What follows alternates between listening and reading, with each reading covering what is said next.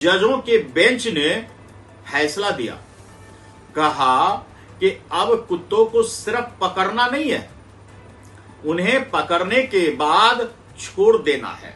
पहले था कि आप छोड़ेंगे नहीं, अब है पकड़ना है, उसकी नसबंदी करना है और उसका रेबीज का वैक्सीनेशन करना है और उसके बाद आपको छोड़ देना है। पहला जीत यहां डॉग लवर को हुआ कि चलो जो पकड़े जाएंगे वह वैक्सीनेशन के बाद फिर से छोड़ दिए जाएंगे, और छोड़े भी कहां जाएंगे? उसी इलाके में जहां से पकड़े जाएंगे। दूसरा जो सबसे बड़ा सवाल उठा कि आखिर इन डॉग्स के बीच में जो हिंसक डॉग्स हैं, जो बहुत ज्यादा हमला करते हैं, उनके लिए क्या? उनके लिए भी फैसला जज ने दिया कि ऐसे हिंसक डॉग्स की पहचान करके उन्हें शेल्टर में ही रखा जाएगा, यानी उसे बाहर नहीं निकाला जाएगा। अब यहां पे एक विवाद है कि हिंसक डॉग को कैसे पहचाना जाए, किन डॉग्स को पहचाना जाए। जो डॉग्स बाहर छोड़ दिए जाएंगे, क्या पता उसी में कोई हिंसक हो। तो ये एक विवाद का हो गया यहां पर कि आखिर हिंसक डॉग की परिभाषा क्या होगी। जज साहब ने ये परिभाषा नहीं दिया है।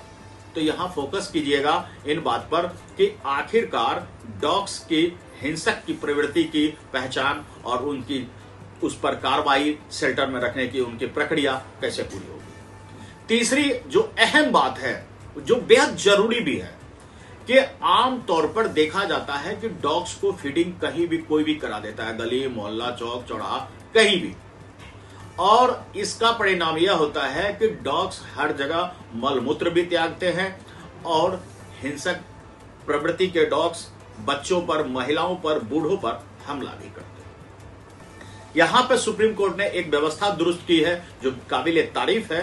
वो ये है कि अब एक जगह सुनिश्चित की जाएगी डॉग की फीडिंग के लिए, और उसी जगह सिर्फ डॉग को भोजन मिलेगा, अन्य कहीं भी खुले में आप भोजन नहीं खिला सकते।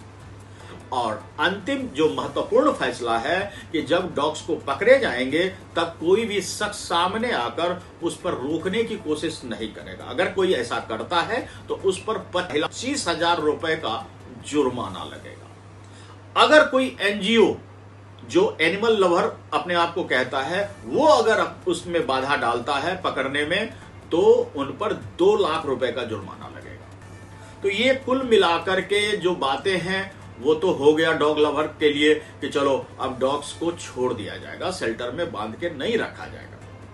लेकिन यहां फोकस करने वाली बात है कि हिंसक डॉग को शेल्टर में रखने के लिए हिंसक की परिभाषा क्या होगी।